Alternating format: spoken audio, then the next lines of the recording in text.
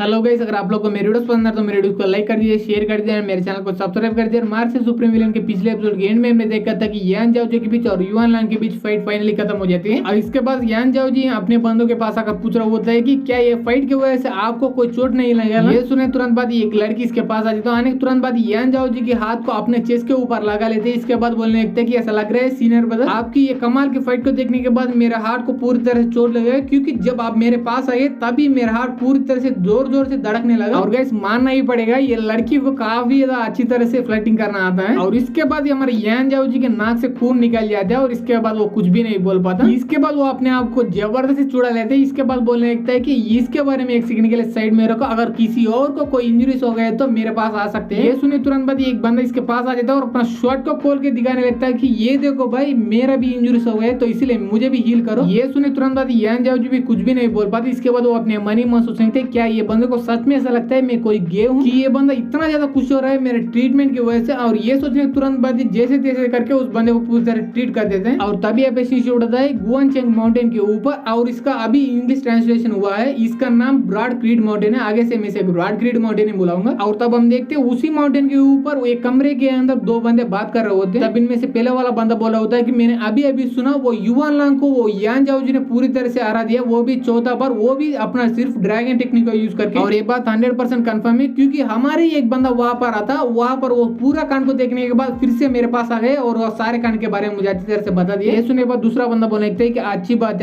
है, तो इसलिए जल्दी उस वूलिंग को कांटेक्ट करो। और उसके बाद वो जाओ जी और उसकी टीम पूरी तरह से वो लांग युआन टाउन के अंदर पहुंचने से पहले उसको पूरी तरह से पकड़ने के लिए बोलो। और उसके बाद उसको ये भी बोलो कि अगर उस यान जाओ जी को जिंदा पकड़ना मुश्किल होगा तो उसको जान से भी मार डाल सकता है, पर मुझे सिर्फ और सिर्फ उसके अंदर की वो इनर क्रिस्टल फर्नेस चाहिए। और उसके बाद फिर से एक दिन का टाइम बीत जाता है। तब हम देखते हैं हमारे यान जाओ जी अपने सारे डिसेबल को लेकर कई बार जा रहा होता है। इसके बाद वो अपने मन ही में सोचने लगता है कि अगर ये ड्रैगन स्लीव टेक्निक पहले जैसा होता तो मैं अपना पूरी जिंदगी पर भी युआन लांग के टेक्निक को बिल्कुल हरा नहीं पाता था, क्योंकि वो ड्रैगन स्लीव टेक्निक काफी ज्यादा कम लेवल की टेक्निक है।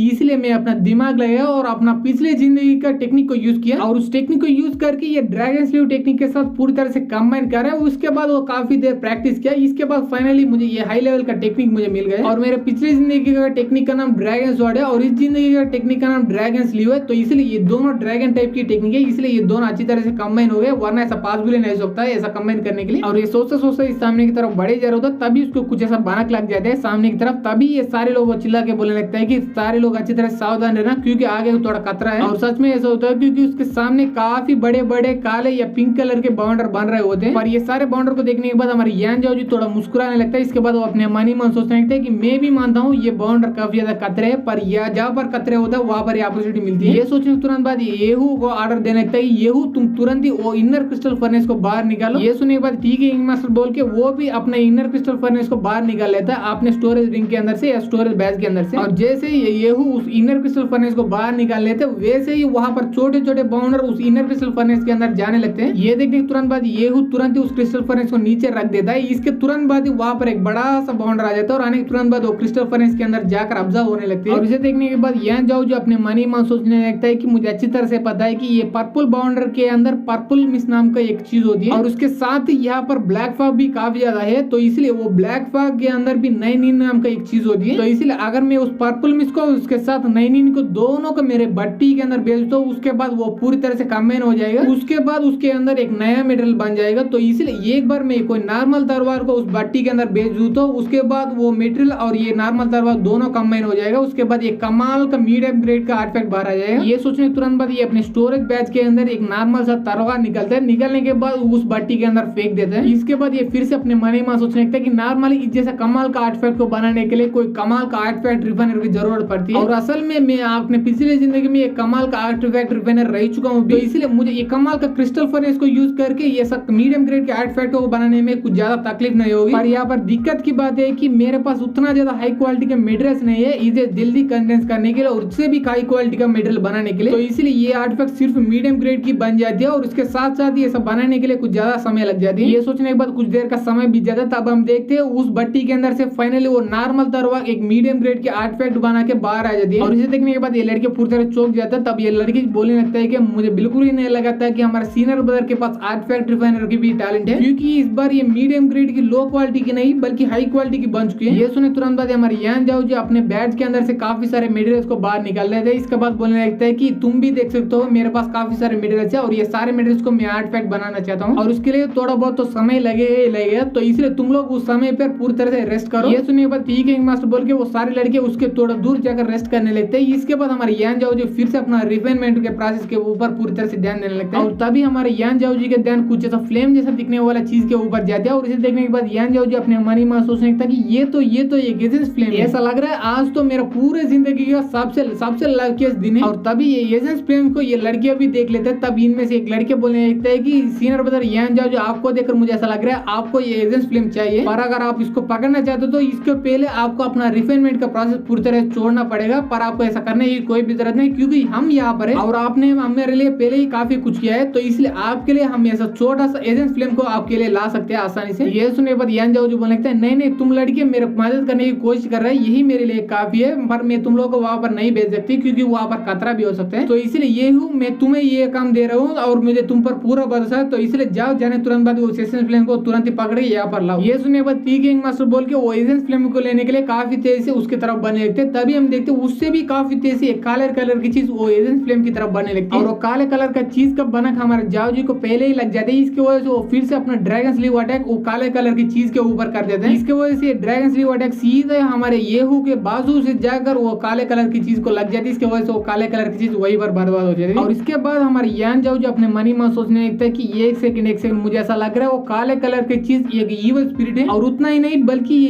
ईवल स्पिरिट किस डायरेक्शन में आ रहा है उसी डायरेक्शन में वो लांग युआन टाउन भी है। कहीं इसका मतलब ये तो नहीं हम कितना खतरा वहां पर सोच रहे हैं उससे भी काफी गुना खतरा वहां पर हमारे लिए वेट कर रहे हैं। अगर ऐसी बात तो हमें कितना हो सके उतना ज्यादा प्रिपेयर होने के बाद ही उस टाउन के अंदर जाना पड़ेगा वरना हमारे ऊपर भी मुसीबत आ सकती है। ये सोचने के बाद ये सभी लोग चिल्ला के बोलने लगता है कि मुझे ऐसा लग रहा है एजेंट फ्लेम वो सारे इविल स्पिरिट को अट्रैक्ट कर रहे हैं अपने तरफ, तो इसलिए वो एजेंट फ्लेम को अटैक करो और ऐसा करने की वजह से वो एजेंट फ्लेम पूरी तरह से वीक हो जाएगी, उसके बाद हमारे हाथों में आसानी से आ जाएगी। तभी हम ये जिंग की तरफ देखते वो अपने हाथ के ऊपर वो लाल कलर की रिंग को देखकर अपने मनी में सोचने लगता है कि ये एजेंट फ्लेम पूरी तरह से परफेक्ट है मेरे अंदर की ट्रू फायर को कल्टिवेट करके उसे और भी लेवल्स बढ़ाने के लिए, और उतना ही नहीं बल्कि मुझे ये भी लग रहा है कि एजेंट फ्लेम को यूज करके मैं अपने हाथों के ऊपर की ये रिंग के सील को पूरी तरह से बर्बाद कर सकता हूँ। और इतना सारा फायदा होने के बाद भी मैं इतना कमाल का एजेंट फ्लेम को अकेला उस यान जाओ जी को कैसे लेने दे सकता हूँ। पर यहाँ पर की दिक्कत की बात यह है कि मैं उस एजेंट फ्लेम को वो सारे लोगों के बीच में जाकर कैसे ले सकता हूँ। और तब हम एजेंट फ्लेम की तरफ देखते हैं उनके ऊपर सारे लड़के मिलकर अटैक कर रहे होते हैं, इसके वजह से वो एजेंट फ्लेम काफी ज्यादा डर रहे होते हैं और इसीलिए काफी दूर भाग रहे होते हैं इनसे। और इसे देखने तुरंत बाद ये सारे लड़के मिलकर उस एजेंट फ्लेम के पीछे भागने लगते हैं और तब हम देखते हैं वो एजेंट फ्लेम भागते भागते फाइनली यीजिंग के पास आकर पहुंच जाती है। और इसे देखने के बाद यीजिंग काफी ज्यादा खुश हो जाता है और इसके बाद वो अपने मनी में सोचने लगता है यही मेरा चांस है। ये बोले तुरंत बाद वो एजेंट फ्लेम को पकड़ने के लिए काफी तेज उसकी तरफ बढ़ने लगते हैं। और तभी हमारे एपिसोड ये पर खत्म हो जाता है। अगर आप लोग को एपिसोड पसंद है तो एपिसोड को लाइक कर दिए, शेयर कर दिया, मेरे चैनल को सब्सक्राइब कर दिया। Thanks for watching guys.